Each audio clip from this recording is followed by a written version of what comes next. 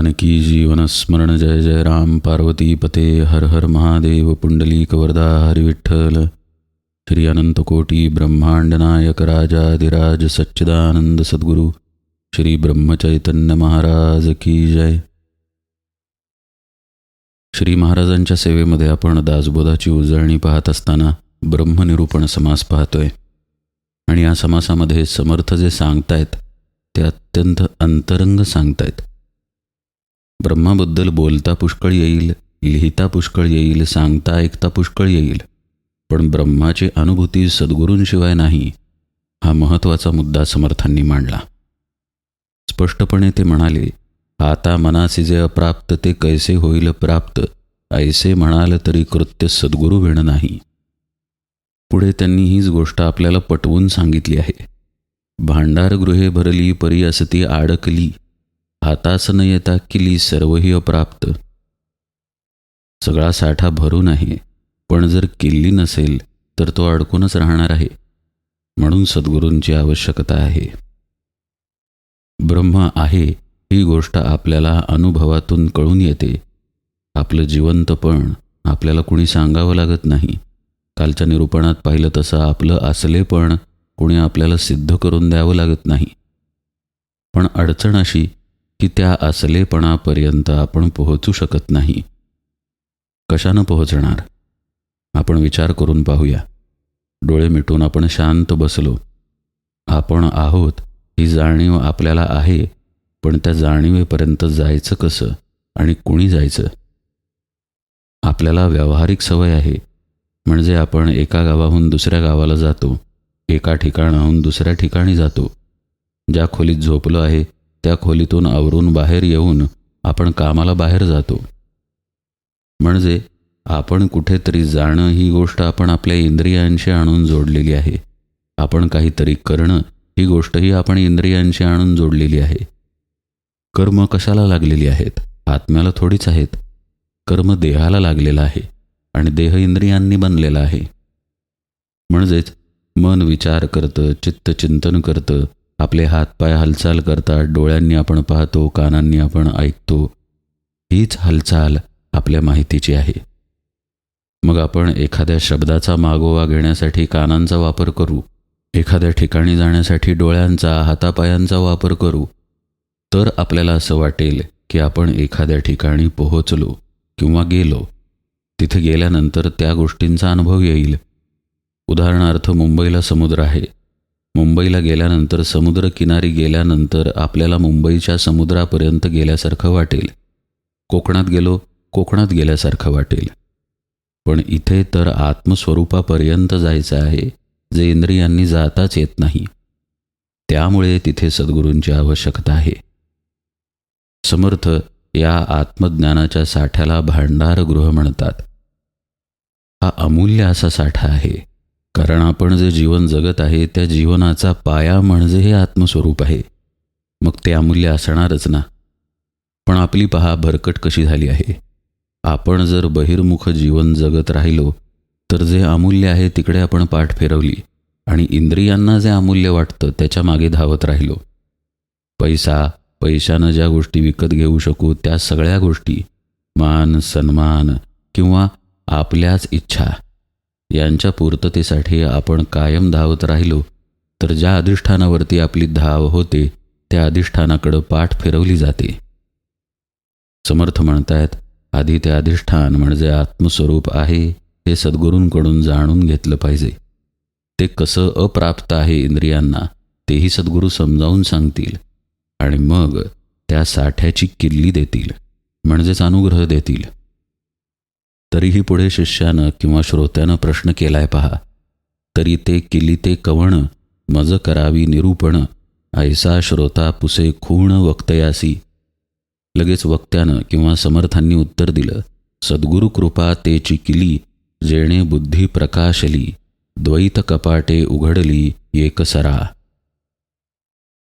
सद्गुरु कृपा हीच ती किल्ली आहे ज्याच्यामुळं बुद्धी प्रकाशमान होते, द्वैत कपाट उघडली जातात, म्हणजेच द्वैताचा निराश होतो। बुद्धी जी देहाला चिकटून आहे ती आत्म्यापाशी स्थिर राहायला शिकते। असं बुद्धीनं करणं म्हणजे बुद्धी प्रकाशित होणं. बुद्धी प्रकाशमान होणं ही गोष्ट आपण साध्या उदाहरणानं समजून घेऊया. एक गणित पुस्तकामध्ये आपल्या पुढे असतं. आपण ते वाचूही शकतो, समजूनही घेऊ शकतो, पण ते सोडवता येत नाही. समजा ते सोडवता आलं तर जे काही बुद्धीमध्ये घडतं तो बुद्धीचा प्रकाश आहे. असं प्रत्येक बाबतीत प्रत्येक इंद्रियाचा प्रकाश असतो. डोळ्याला काही दिसलं तर तो डोळ्याचा प्रकाश आहे. कानांना ऐकू आलं तर कानांचा प्रकाश आहे. पहा, ऐकू आलं नाही तर आपल्याला डॉक्टरकडे जावं लागतं. डोळ्याला दिसलं नाही तर योग्य तो उपचार करून घ्यावा लागतो. म्हणजे हे प्रकाश लोप पावतात. तिथे त्यावेळी तसा इलाज करून तो प्रकाश आणावा लागतो. याचा अर्थ स्पष्ट आहे की प्रकाशाचा स्रोत कुठेतरी असला पाहिजे आणि तो स्रोत म्हणजेच आपला आत्मा आहे. बुद्धी प्रकाशित होते तेव्हा तेव्हा जेव्हा जेव्हा बुद्धीनं काहीतरी कळतं, बुद्धीनं काहीतरी सुटतं. असं जेव्हा घडत नाही तेव्हा बुद्धीमध्ये प्रकाश असत नाही. तेव्हा तिथे संभ्रम असतो. उत्तर मिळालेलं असत नाही, पण उत्तर मिळाल्यानंतर बुद्धी प्रकाशित होते. पण आता आणखी सूक्ष्म जाऊन आपण विचार करूया. बुद्धी प्रकाशित होते ती मुळात तिच्यात प्रकाश आहे म्हणूनच, म्हणजे ती प्रकाशमानच आहे. फक्त आपण ती विषयाला जोडलेली आहे. पहा, आपल्या बाबतीत काहीतरी घडलं की बुद्धीचं समाधान मिळतं. अवघड गणित सोडवलं, बुद्धीचं समाधान मिळतं. अवघड गोष्ट समजून घेतली आणि ती समजली, पटली, तर बुद्धीचं समाधान मिळतं. प्रत्येक बाबतीत आपण बुद्धीसुद्धा बहिर्मुख करून ठेवलेली आहे. पण अगोदरच प्रकाशमान असलेली बुद्धी ज्याच्यावरती प्रकाशित आहे त्या आत्म्याच्या दिशेला जर वळली तर ती कायमस्वरूपी प्रकाशित होते. म्हणजे बुद्धीमध्ये अखंडत्वाचं समाधान येऊन ते निश्चयानं टिकतं. याआधी काय होत असतं, जेव्हा जेव्हा व्यवहारामध्ये बुद्धीचा प्रकाश पडेल तेव्हा बुद्धीला समाधान मिळतं. गणिताचंच उदाहरण पाहूया. गणित सुटत नसेल तर बुद्धीचं समाधान नसतं. खूप प्रयत्न करतोय, 4 दिवस प्रयत्न करतोय, आता सुटलं गणित की बुद्धीचं समाधान मिळतं. नाथ महाराजांच्या चरित्रामध्ये एक गोष्ट आहे बरं का. एकनाथ महाराज रोज हिशोब लिहायचे. एक दिवस हिशोब लिहिता लिहिता एक पैची चूक हिशोबात सापडली.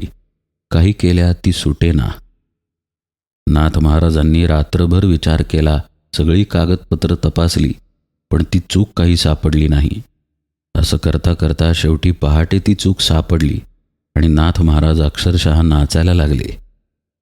हा प्रकार जेव्हा त्यांच्या सद्गुरूंना म्हणजे जनार्दन स्वामींना कळला तेव्हा स्वामी म्हणाले, अरे, एक पैची चूक सापडल्यानंतर इतका तुला आनंद झाला, आत्मस्वरूप सापडल्यानंतर किती आनंद होईल. म्हणजे समर्थ जे इथं बुद्धीच्या बाबतीत सांगतायत तेच जनार्दन स्वामी नाथ महाराजांना म्हणाले. आपली बुद्धी ही देहाला चिकटलेली असल्यामुळं ती प्रकाशित असूनही अंधारात असल्यासारखी असते. एक काल्पनिक उदाहरण आपण पाहूया, म्हणजे नक्की काय घडलं आहे ते लक्षात येईल. सूर्य समजा एखाद्या अंधाऱ्या गुहेमध्ये गेला आणि तिथे म्हणायला लागला की इथे किती अंधार आहे, तर किती वेडेपणाचं होईल ते. तशा प्रकारे आपल्या बुद्धीचं झालेलं आहे. देहाला ती चिकटली असल्यामुळं तिचं जे प्रकाशमान स्वरूप आहे ते तिलाच कळत नाही. सद्गुरू कृपेनं ती बुद्धी प्रकाशली जाते.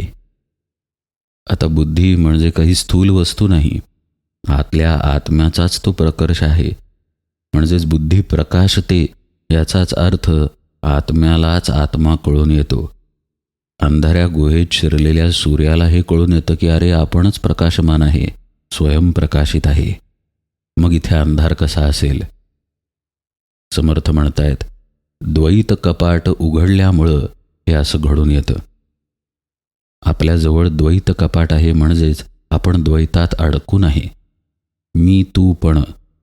आपण स्वतःला मी समजायला लागलो तेही देहाच्या अंगानं, म्हणून समोरची वस्तू किंवा व्यक्ती तू झाली. मूलतः जर विचार केला, अगदी वैदांतिक तत्त्वज्ञानानेच विचार केला तर लक्षात येईल की सगळीकडे तोच एक भरून आहे. मग इथे मी तू पण असेल कसं? पण आपण तर ते अनुभवतो. हाच आपला द्वैताचा भ्रम. म्हणजे हा भ्रम आतमध्ये कुठेतरी आपण घट्ट धरून ठेवलेला आहे. तो ज्या गोष्टीनं धरून ठेवलेला आहे ते आहे आपलं मन. सद्गुरू अनुग्रह करतात म्हणजे त्याच मनाला बाजूला सारण्याची युक्ती शिकवतात. मग ती ध्यानानं शिकवतील, नाहीतर नामस्मरणानं शिकवतील. पण जोपर्यंत मन आहे तोपर्यंत द्वैत कपाटं उघडली जात नाहीत. समर्थ स्पष्टपणे सांगतायत की ही जी किल्ली आहे आत्मज्ञानापर्यंत पोहोचण्याची, ती सद्गुरू कृपाच आहे. त्यानं बुद्धी प्रकाशित होईल आणि ही द्वैत कपाटं उघडली जातील.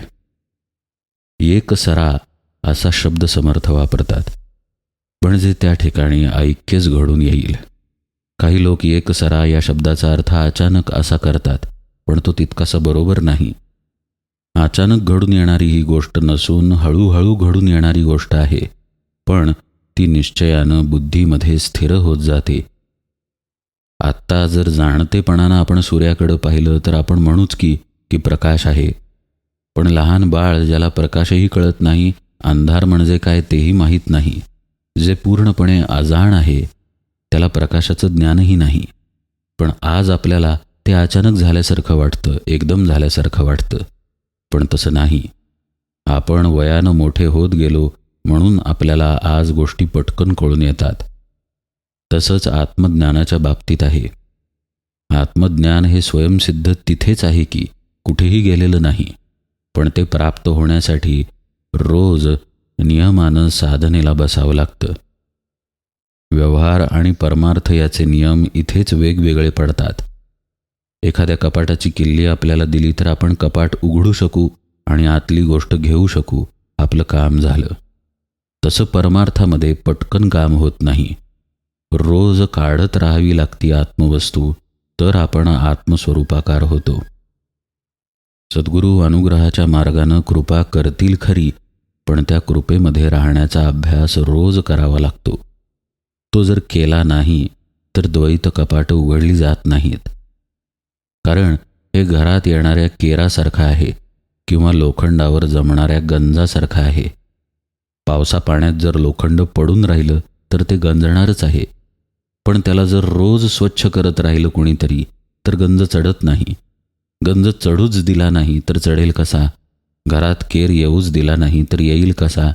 तरीही केर येतो तर मग तो रोज काढावा लागतो. तसं सद्गुरुपदिष्ट साधनेचं आहे. जन्मोजन्मीची असलेली देहबुद्धी, जन्मोजन्मीच्या असलेल्या वासनांची पुटं आपल्यावरती जमलेली असतात. आपण रोज आपल्या स्वरूपापर्यंत जाण्याचा अभ्यास जरी केला तरी पुन्हा विकारांची मलिनता येते. पुन्हा आपल्या बुद्धीमध्ये भेद निर्माण होतो. पुन्हा मन भरकटतं आणि इंद्रिय तर विषयांमध्ये जातातच. हे रोज घडत असल्यामुळं रोज रोज आपल्याला आपल्या स्वरूपापर्यंत पोहोचण्याचा अभ्यास करावा लागतो.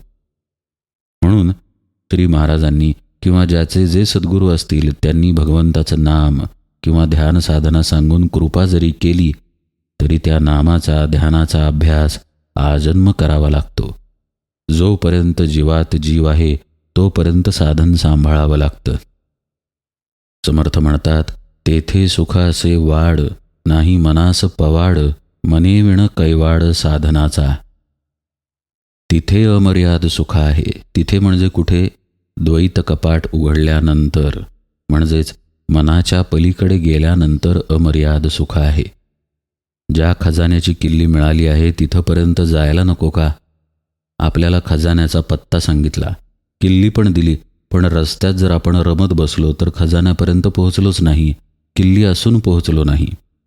म्हणून रोजच्या रोज साधन करावं लागतं. आपलं मन म्हणजे काही दगड नाही.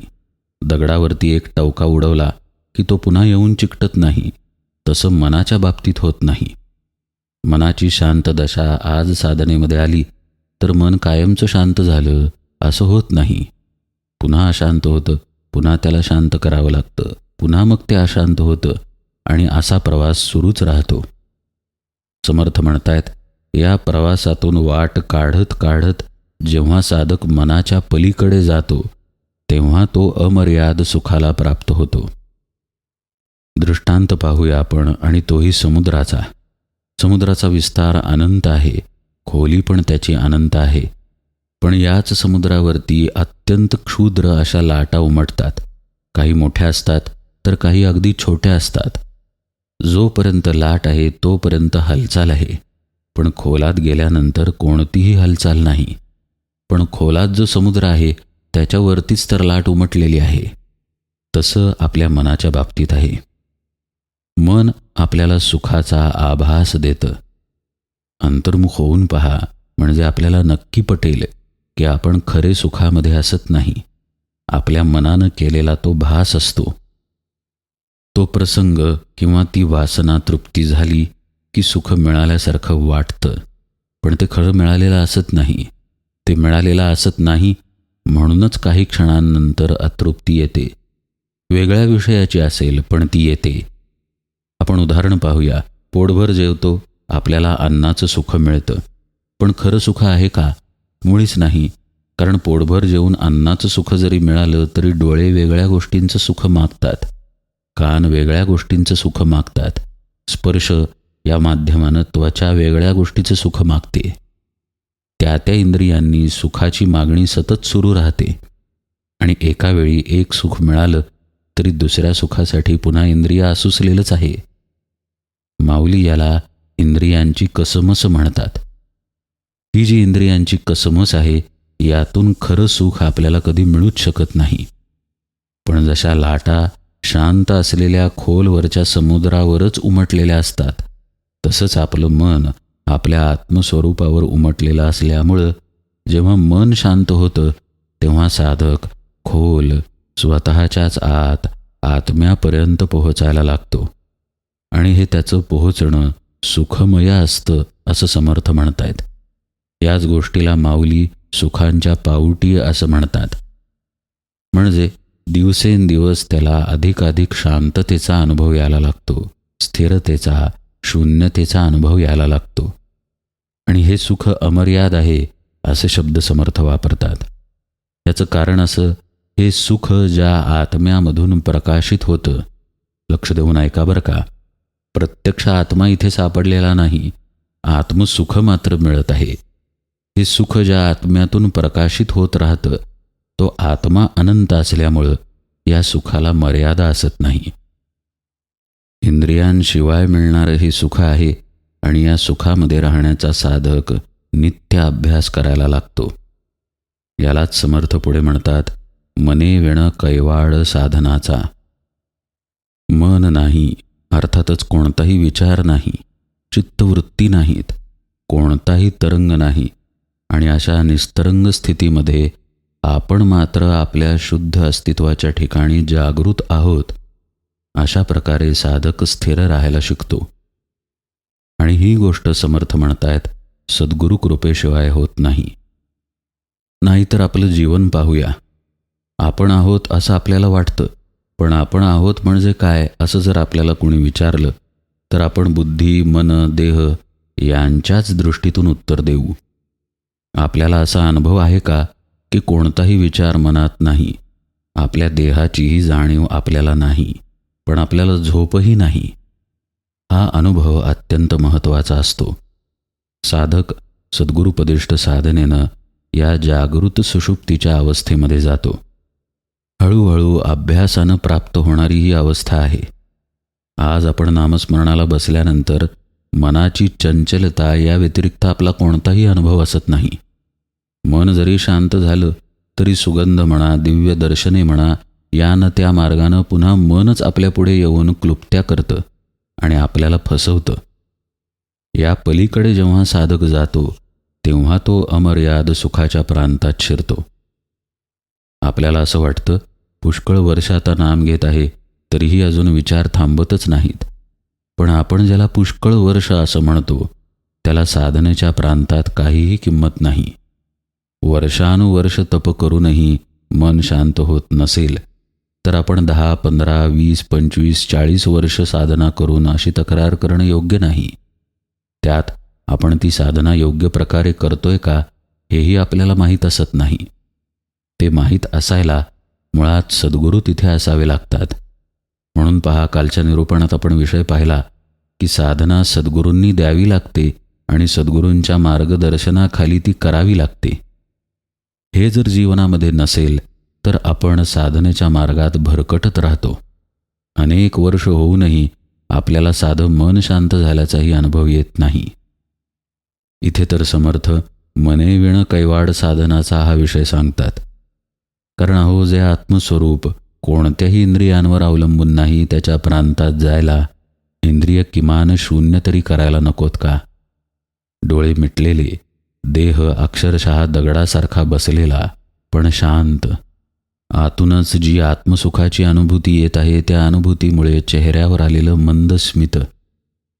पंढरपूरच्या पांडुरंगाचा चेहरा पहा, त्याच्या चेहऱ्यावर असंच मंद स्मित आहे. आपल्याच सुखामध्ये रममाण पांडुरंग आहे आणि असं सुख सगळ्यांना मिळू शकतं हेही पांडुरंग सांगत आहे.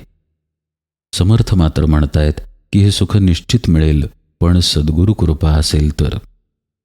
म्हणून त्यांना शरण जावं, त्यांच्याकडून उपदेश घेऊन साधनेला लागावं, म्हणजे आपोआप आपण मनाच्या पलीकडे जातो.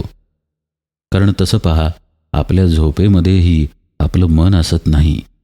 समजा आपल्याला स्वप्न पडलं तर तिथे मन आहे, पण स्वप्न नाही अशी सुद्धा खोल निद्रा असतेच की.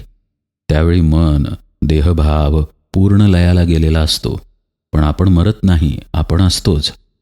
म्हणजे मनाशिवाय, आपल्या देहाच्या जाणीवेशिवाय आपण राहतो, कुठेही जात नाही. मात्र हेच राहणं जेव्हा सद्गुरुपदिष्ट साधनेत घडायला लागतं, तेव्हा तिथे मग अपरंपार अमर्याद असं सुख मिळायला लागतं. आणि मग साधक अधिकाधिक साधनेमध्ये बसायला लागतो. साधनेला बसतो, पुन्हा मनाच्या पलीकडे जातो आणि त्या सुखामध्ये डुंबत राहतो. समर्थ पुढे म्हणतात, त्याची मने विण प्राप्ती, त्याची म्हणजे आत्म्याची, की वासने विण तृप्ती, तेथे न चले व्युत्पत्ती कल्पनेची.